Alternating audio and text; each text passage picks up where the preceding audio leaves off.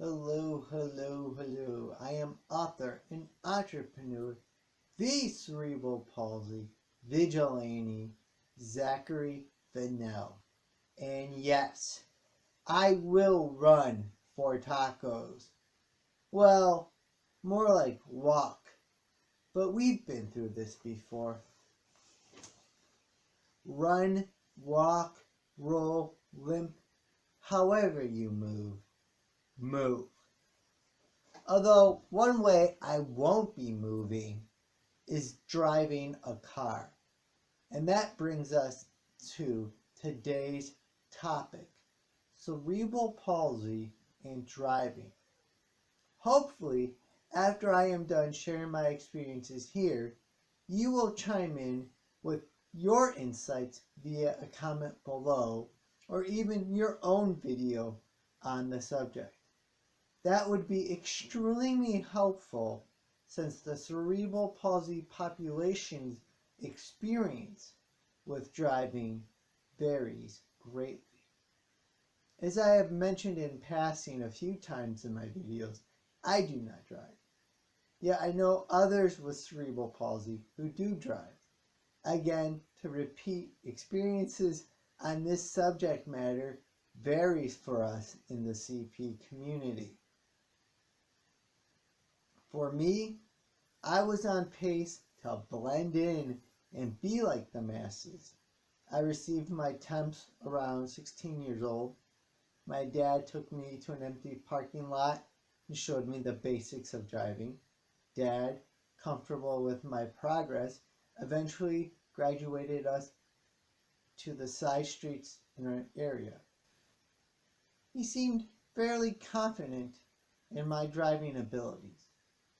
That made one of us. Comfortable and confident were never sentiments I felt using foot pedals, largely due to the lasting repercussions of temporary right leg paralysis I encountered after back surgery I had at 14 years old. The combination of having a duller sensation in my right leg and more difficulty maneuvering the leg made using foot pedals a nerve-wracking task for me. Once I vocalized these feelings, my parents arranged with the nearby driving school a consultation for hand controls. That went so well. By the end of the driving portion, testing the hand controls, the school's driving instructor had the car's hazard lights on to warn other drivers. Hazardous driver coming through. Me. A horrible, horrible experience. Interestingly enough, the driving instructor displayed optimism afterwards. He told my father with lessons I could probably drive with hand controls. In that moment, though, I made a different decision, not to drive. I felt my hand-eye coordination was not quick enough to operate hand controls. Thus, I did not want my parents wasting their money on these lessons. This all played out from temps to hazard lights over a few years, with my decision to not drive taking place the summer after my freshman year of college.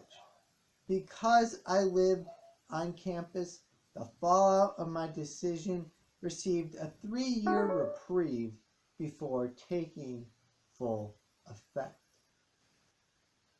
A decade has now passed since I graduated college, and one of the ways CP is most influential in my adult life has been not driving.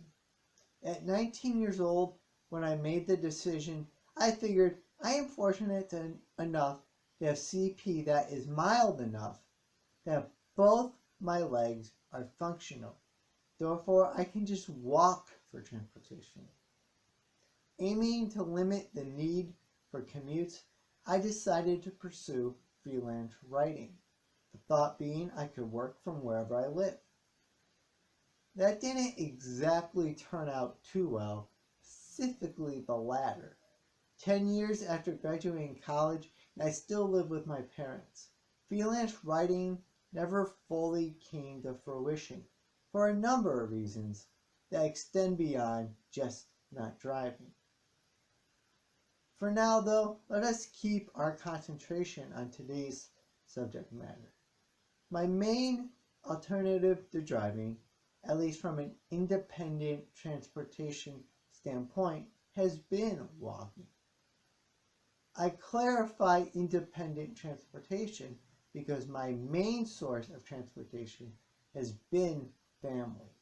My main commute these days is the 6-mile ride to my part-time library job, which I picked up in 2017. My Clark Kent job, as I like to think of it. A way to fully embrace my CP vigilante moniker. 97% of the time, probably more actually, I get to and from work via my parents. I have considered alternatives. A service like Uber, unfortunately, will not work for me due to my dated phone technology.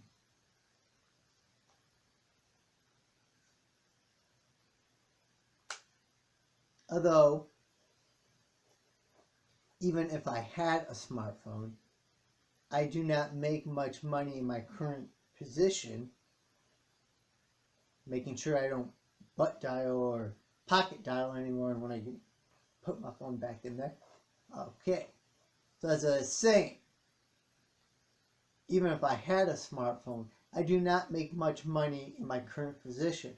So taking an Uber to and from work would be counterproductive towards the idea of work, make money.